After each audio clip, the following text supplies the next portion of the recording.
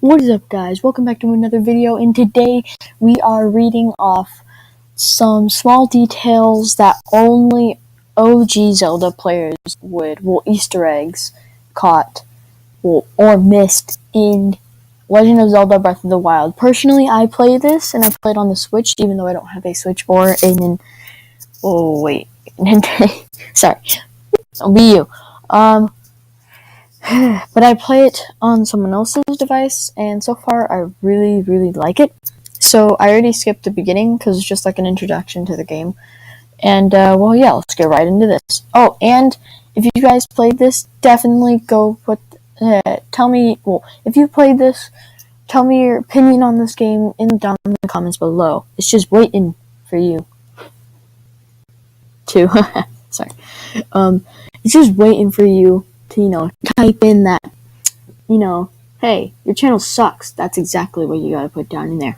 Anyway, since its first release over 30 years ago, this Spectacle Rock thing, the Legend of Zelda series has featured a ton of lush landscape in which Link gets his adventure on. And amongst those grassy knolls and spooky caves are a few particular structures that stand out.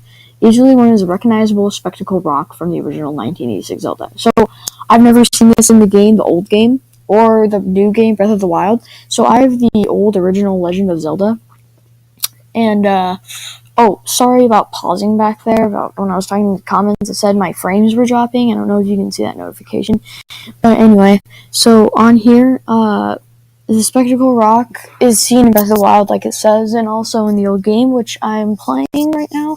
Not really, but because I'm playing a lot of Animal Crossing on my DS, and because I have that old game on DS. Sorry to mention that. Well, anyway, back into the article, whatever, which has cropped up in later installments as well. Breath of the Wild features a near-exact recreation of the glass-shaped pair of rocks, which can be seen in wide-angle shots from above. In this time, the famous formation appears on a much larger scale. Rather than navigatable, the grounded rocks are sitting 2x2. Breath of the Wild Spectacle Rock. 2x2. Breath of the Wild Spectacle Rock is seen in enormously Twin Peak Mountains, and homage of his predecessors, no so substantial yet with a new spin. It's understandable why it slips under the radar. Sorry, I can't read. Return of river rafting. Here's yet another clever nod to the game that started it all. Riding the river currents on a small raft is something many OG Zelda fans may remember, particularly as the winding road to finish line becomes clear. Winding road. In Breath of the Wild, Link hops aboard, you guessed it, a raft to continue on his princess-saving endeavors. This time, our green-caped hero, gets quite the upgrade from his aquatic travels. His river raft is much larger than the original. Onward and upward, little Link. I'm only going to go buy 4 of these today and do the 7 tomorrow, because there's 13 and I don't know how long I can record. So anyway, back into the video. So I've actually beaten the Breath of the Wild version of this, but not the older version, because the older version, that's like the last dungeon. But anyway, back down to actually put in the comments down below if you beat the old version and the new version. Like the super old version, the Legend of Zelda, just the Legend of Zelda.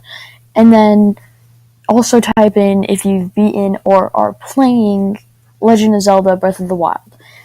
Okay, so back on here. Another noticeable structure that shows up in the Breath of the Wild is again borrowed from the granddaddy of all Legend of Zelda games. Skulls are a recurring item in the series, seen in tiny two-tone totems and mystical mementos. In the franchise's first game, featured a final dungeon, which seen from inside is mapped out in the shape of an ominous skull. Breath of the Wild brings back the good old bones and brains landmark, just placing it on a different spot on the game's map. Here, enemies take cover in the optic skull. I don't know how to spell that, sorry. Pronounce that. But Link can manage to light a literal fire under the bad guys' butts to send them packing. Because I've actually done that to the Breath of the Wild one, because there's like 5 TNT things in there, so if you just shoot it with a fire arrow, it all blows up. It's pretty cool. Okay, so on to the 5th page. Location. As it's more minute references to the map formations, Breath of the Wild calls back to those that came before it in a slew pace of names. These revamped titles inspired by other locations and a handful of entry players, often changed by switching up letters or phonetic spellings, making them almost too easy to slip right through players. Breath of the Wild's Tindral Island is misspelling the Flamebot Tesseract. Sorry, I can't even pronounce that stuff, so I'm just making up words while I go. Who appears time and time again throughout the series. Yeah, Toronto Bow Beach and Koholit Rock. BOTW are namesakes in the tore up shores of the Koholint Islands, both of which appear in The Legend of Zelda Link's Awakening almost 14 years ago. Oh, jeez, I need to work on my pronunciation. Mido Swamp grabs its title for the Kokori forest-dwelling character Mido, seen in the Ocarina of Time. There are more Breath of the Wild live locations that snag their names from earlier sources, referencing towns in Zelda 2, The Adventure of Link, Royal Hillside, Roto Lake, and Saharia gets a nod. All of these towns were later revealed to be named after the people in Hyrule or Ocarina of Time. I'm actually playing that. I'm playing that too. So I have 3 Zeldas that I'm playing right now. The original, Ocarina of Time, and Breath of the Wild. Tell me what games you play down in the comments below. So their legacy wins, back to this. Their legacy wins throughout the series. Minchi Woods gets their name from the Hylian race of the people known as Minish, the diminutive creatures featured in the 2005 The Legend of Zelda, the Minish Cap. Oh, sorry, Jedi Elephant, if that's trademarked. I'm sorry. I just had to use it. Anyway, I'll put her channel down below.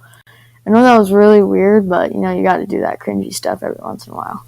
Okay, back to here. The Minish Cap. Lineback Islands takes from the stubbly, hesitant assistant from the name who sat by Link's side in Phantom Hourglass. But perhaps the most chills introducing Easter egg is the Temple of Time from Ocarina of Time.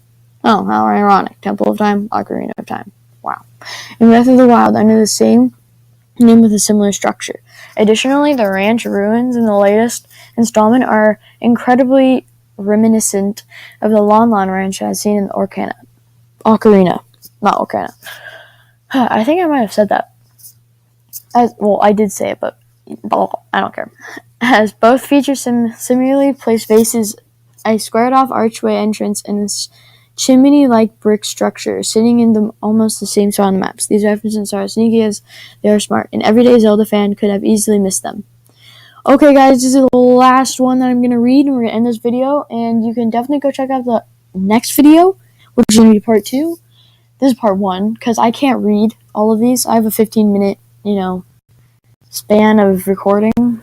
So anyway, back on here. The gem hidden in fantasy language. An element of Breath of the Wild has left players both starry-eyed and scratching their head. Is this Sira Shekila language? I can't even get that, like the Shekila slate or whatever. And descriptions throughout the game. However, one Reddit user, Spark the Darkness, I will not be looking at that because I don't have a Reddit and I don't know how to use it. Breath of the Wild users with the full translations of the Shekila. Oh, sorry, I'm going back here. Symbols, which spans across the numbers, letters, and random symbols. They have utilized this translation key to decipher hidden messages. Few more interesting than the one winding bit of text that appears on the special edition boxed version of Breath of the Wild and reads The Hyrule Fantasy, which is the subtitle of the original Legend of Zelda Japanese release, leading fans to speculate how the two titles might connect. So guys, this is all for today. I hope you enjoyed this video. Please like and subscribe. Oh, and if you're new, definitely subscribe, please, for more super cringy videos. And if you like this, please comment down below, and I'll see you all next time. Bye.